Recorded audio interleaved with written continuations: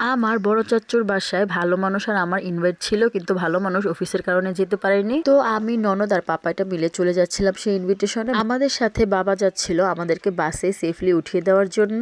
কিসের এত আয়োজন, কিসের এত সাজানো গোজানো, চলেন দেখি। তো হ্যালো, আসসালামু আলাইকুম, welcome to our page Aladdin genie lifestyle. সবাই কেমন আছেন? আশা করছি ভালো আছেন। আমরাও ভালো আছি আলহামদুলিল্লাহ। আমি পাপাই আর ননদ মিলে শ্বশুর বাড়ি থেকে চলে আসছি ডিরেক্ট বড় চাচ্চুর বাড়িতে। আমরা তো এসে খাওয়া দাওয়া করে উপরে রেস্ট নিচ্ছিলাম। হঠাৎ করে আম্মু আব্বুর আওয়াজ পেয়ে নিচে এসে দেখি তারা সবাই খেতে বসেছে। আম্মু আব্বু ছোট কাকি বড় কাকি সবাই মিলে একেবারে পাতিল নিয়ে বসে গিয়েছে, কারণ তারা সবার শেষে বসেছিল। আম্মু তো খাওয়া দাওয়া করে একদম উপরে আমাদের সাথে চলে এসেছে পাপাইটার সাথে দেখা করার জন্য। আর এই তো দেখেন মাশাআল্লাহ, আমার পাপাইটা এখানে তার নানু আপুকে দেখে তো অবাক, আর তার নানু আপু তাকে আদর করছিল আর সে অবাক হয়ে দেখছিল। পাপাইটাকে আদর করতে করতে আম্মুর মনে হলো আম্মু ওর জন্য কিছু এনেছে, তো আম্মু পার্স খুলে তাকে দিচ্ছিল। আমি তো সব ক্লিপ সুন্দর করে নিচ্ছিলাম আপনাদের সাথে শেয়ার করার জন্য। আজকে বড় চাচ্চুর বাসায় চলছে স্পেশাল আয়োজন। বড় চাচ্চুর ছোট ছেলের গায়ে হলুদ।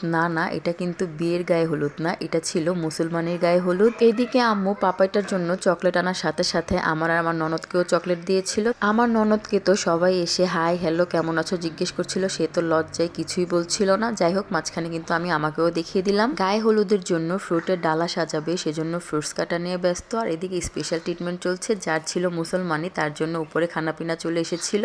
তো এই সেই স্পেশাল পার্সন, মানে আমার বড় চাচ্চুর ছোট ছেলে সাইফ। ওর 18 তারিখে মুসলমানি গিয়েছে, আজকে হচ্ছে তার গায়ে হলুদ, কালকে হচ্ছে অনুষ্ঠান। নিচে ডালা সাজানোর জন্য ফ্রুটস কাটা হচ্ছিল। তারপর আমি আবার উপরে আসলাম, উপরে এসে দেখি আমার পাপাটা স্পেশাল ট্রিটমেন্ট চলছে। মানে তোমাকে স্পেশাল ট্রিটমেন্ট চলে?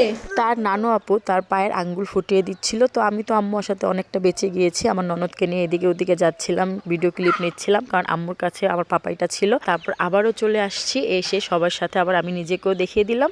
তারপর চলে আসলো আব্বু এতক্ষণ ছিল নিচে তার ভাই বোনদের সাথে জম্বেশ আড্ডা দিচ্ছিল। তারপর আমার পাপাইটার কথা মনে পড়াতে সে উপরে উঠলো, এসে আমার ননদকে জিজ্ঞেস করছিল,